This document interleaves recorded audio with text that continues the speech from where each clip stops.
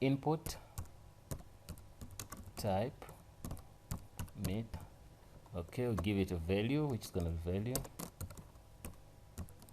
which we're gonna say post. The value is something which we're gonna see on our page. Post. Let's make it capital. Post. So yeah, save that and we come here.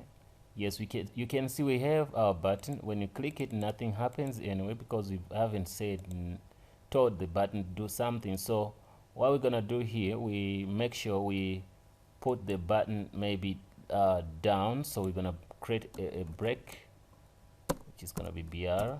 So try and put this to be down. Yes, we're putting it here so that they're not on the same line. So we're gonna come here also and we say name, or we can call it first name.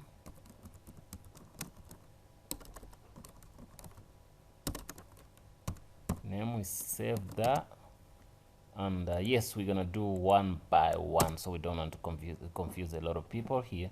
So we have our text box and we have also our button. So we're gonna type in here something, then we have to, when we press the button, something should happen. So for now, we're gonna get away from PHP.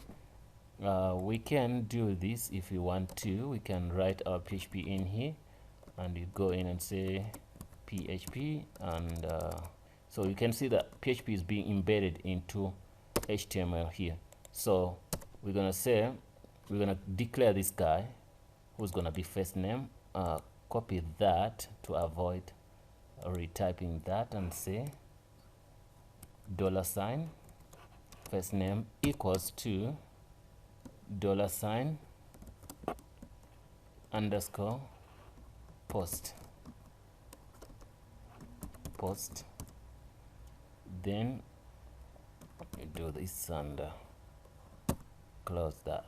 So come in here, put a single quote there, and so we're declaring this. So if somebody types something in here, it should be, we should echo it here. Echo that. We should echo. We're gonna print out this any input which we're gonna get here. We're gonna print it here. So we come here and refresh.